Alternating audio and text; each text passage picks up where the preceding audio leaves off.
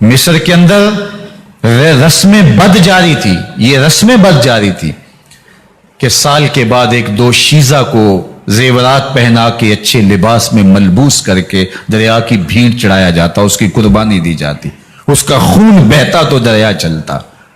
جب اسلام مسلمانوں نے مصر فتح کیا تو گورنر نے لکھا کہ اسلام تو اس طرح کی رسوم کی اجازت نہیں دیتا، لیکن خشک سالی ہے، لوگوں کی فصلیں ویران پڑی ہیں، تو حضرت کیا کیا جائے؟ تو حضرت عمر رضی اللہ تعالیٰ عنہ کو جب قاصد آ کے پیغام دیتا ہے تو کاغذ کے ٹکڑے پہ لکھتے ہیں بسم اللہ الرحمن الرحیم، مصر کے نیل کی جانب عمر کا خط لکھتے ہیں، اے نیل اگر تو اللہ کے حکم سے چلا کرتا ہے تو چل، ورنہ ہمیں تیرے چلنے کی کوئی حاجت نہیں ہے۔ اور قاصد کو کہا یہ خط لے جاؤ اور جا کے دریائے نیل میں پھینک دو۔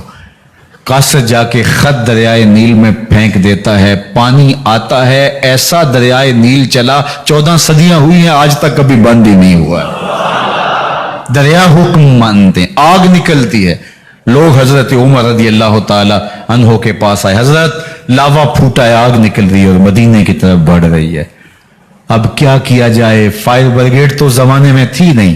عمر نے اپنی قمیض اتاری، جس قمیض پہ 17 پیوند لگے ہوئے تھے چمڑے کے، کہا یہ قمیض لے جاؤ، جدھر آگ بڑھ رہی ہے آگے ڈھالنا، آگ پیچھے بھاگ جائے گی۔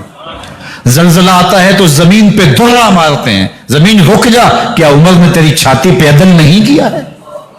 تو یہ عمر ہے رضی اللہ تعالی عنہ کہ جن کے انصاف کی وجہ سے، جن کے عدل کی وجہ سے اللہ تعالیٰ کی رحمات اور اس کی برکات کا نزول ہوتا تھا، اور اللہ تعالیٰ نے مسلمانوں کو وہ آبرومند حکومت دی۔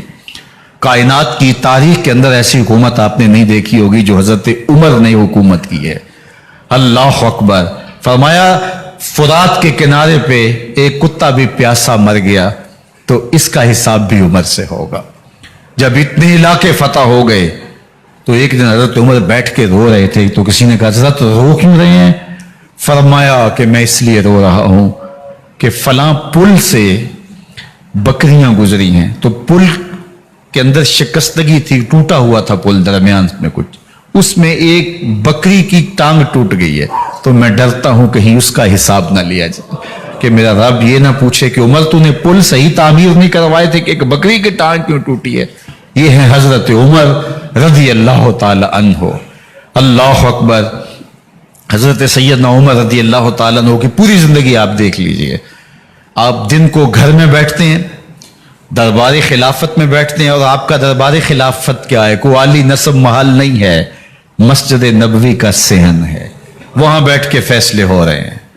باہر سے سفیر آتا ہے اور آ کے پوچھتا ہے کہ میں امیر المومنین کے، مسلمانوں کے حکمران کے دارالامارہ میں محل میں جانا ہے، تو وہ مسکرا کے کہتے ہیں ہمارے امیر کا تو کوئی محل نہیں ہے۔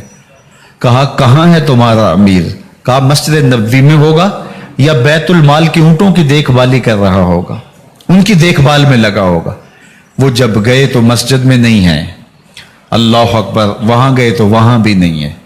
پھر کیا دیکھتے ہیں کہ عمر رضی اللہ تعالی عنہ جنت البقیع کے پاس ایک درخت کے نیچے اینٹ کا سرانہ رکھ کے سوئے ہوئے ہیں۔ تو اس نے کہا عمر تو نے عدل کیا ہے، تجھے کچی اینٹ پہ بھی نیند آ گئی، ہمارے حکمرانوں نے انصاف نہیں کیا، اور وہ بند اور محفوظ کمروں کے اندر بھی سکون اور چین کی نیند نہیں سو سکتے۔